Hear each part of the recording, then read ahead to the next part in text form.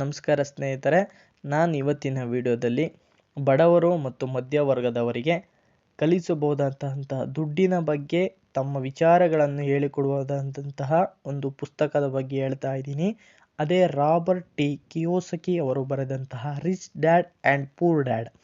ನೋಡಿ, ಹಣದ ವಿಷಯದಲ್ಲಿ ಬಡವರು ಮತ್ತು ಮಧ್ಯವರ್ಗದವರು ಹೆತ್ತವರು ಕಲಿಸದೇ ಇರುವುದನ್ನು ಶ್ರೀಮಂತರು ತಮ್ಮ ಮಕ್ಕಳಿಗೆ ಅದೇನನ್ನು ಕಲಿಸುತ್ತಾರೆ ಗೊತ್ತಾ? ನೋಡಿ, ಈ ಪುಸ್ತಕದಲ್ಲಿ ದಯವಿಟ್ಟು ಯಾರು ವಿಡಿಯೋನ ಸ್ಕಿಪ್ ಮಾಡಬೇಡಿ, ದಯವಿಟ್ಟು ಪೂರ್ತಿ ನೋಡಿ. ಯಾವುದೋ ಕಾಮಿಡಿ ವಿಡಿಯೋ ನೋಡ್ತೀರಾ, ಬೇರೆ ಬೇರೆ ವಿಡಿಯೋಗಳನ್ನ ನೋಡ್ತೀರಾ, ದಯವಿಟ್ಟು ಈ ವಿಡಿಯೋನ ಪೂರ್ತಿ ನೋಡಿ. ದಯವಿಟ್ಟು ನಿಮಗೆ ತುಂಬ ಹೆಲ್ಪ್ ಆಗುತ್ತೆ. ಆದಷ್ಟು ನಿಮ್ಮ ಫ್ರೆಂಡ್ಸ್ಗೆ ಶೇರ್ ಮಾಡಿ, ಕಾಮೆಂಟ್ ಮಾಡಿ ದಯವಿಟ್ಟು ನೋಡಿ. ಇವತ್ತಿನ ಈ ಪುಸ್ತಕದ ಮೊದಲ ಅಧ್ಯಾಯವನ್ನು ನಾನು ನಿಮಗೆ ತೋರಿಸ್ತಾ ಇದ್ದೀನಿ. ಆರ್ಥಿಕ ಸಂರಕ್ಷತೆಯನ್ನು ಕಲಿಸಬೇಕೇಕೆ? ನೋಡಿ, ಅಧ್ಯಾಯ 2ನ ನಾನು ಇವತ್ತು ತೋರಿಸ್ತಾ ಇದ್ದೀನಿ. ಯಾಕೆ ಅಂತ ಹೇಳಿದ್ರೆ ಅಧ್ಯಾಯ 1 ತುಂಬ ಇಂಪಾರ್ಟೆಂಟ್ ಇದೆ. ನಿಮಗೆ ಫಸ್ಟೇ ತೋರಿಸಿದ್ರೆ ಸ್ಕಿಪ್ ಮಾಡಿಬಿಡ್ತೀರಾ. ದಯಮಾಡಿ ನೋಡಿ, ಇಲ್ಲಿ ಲೈನ್ಸ್ ಹಾಕಿದರೆ, ನೀವೆಷ್ಟು ಹಣವನ್ನು ಸಂಪಾದಿಸುತ್ತೀರಿ ಎಂಬುದು ಮಹತ್ವದ್ದಲ್ಲ, ನೀವೆಷ್ಟು ಹಣವನ್ನು ಇಟ್ಟುಕೊಂಡಿದ್ದೀರಿ ಎಂಬುದು ಮಹತ್ವದ್ದು. ಇಲ್ಲಿ ಆಥರ್ ಹೇಳ್ತಾ ಇದ್ದಾರೆ ಪುಸ್ತಕದ ಮೂಲಕ ತಮ್ಮ ಜೀವನವನ್ನು ಕುರಿತಾಗಿ. ಯಾರು ಸಮಾಧಾನದಿಂದ ಪುಸ್ತಕ ಓದುವಷ್ಟು ತಾಳ್ಮೆ ಇಲ್ಲ, ಹಾಗಾಗಿ ನಾನು ನಿಮಗೆ ವಿಡಿಯೋ ಮುಖಾಂತರ ಹೇಳ್ತಾ ಇದ್ದೀನಿ. ಜನ ಕೇಳ್ತಾರಂತೆ ಆಥರ್ಗೆ.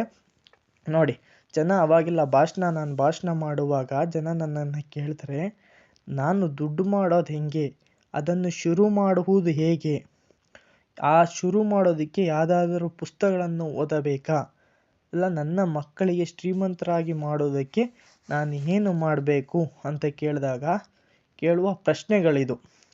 ಇದಕ್ಕೇನಾದ್ರು ಗುಟ್ಟೇನಾದರೂ ಇದೆಯಾ ಅಂತ ಕೇಳಿದಾಗ ಆ ಥರ ಹೇಳ್ತಾರೆ. ನೋಡಿ, ಇಲ್ಲಿ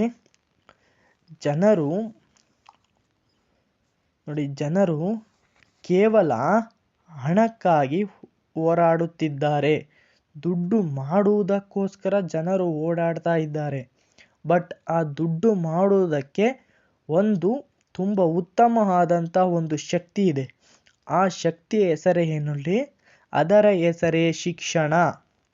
ಆ ಥರ ನೀಟಾಗಿ ಹೇಳ್ತೀರ ನೋಡಿ, ಅದರ ಹೆಸರೇ ಶಿಕ್ಷಣ.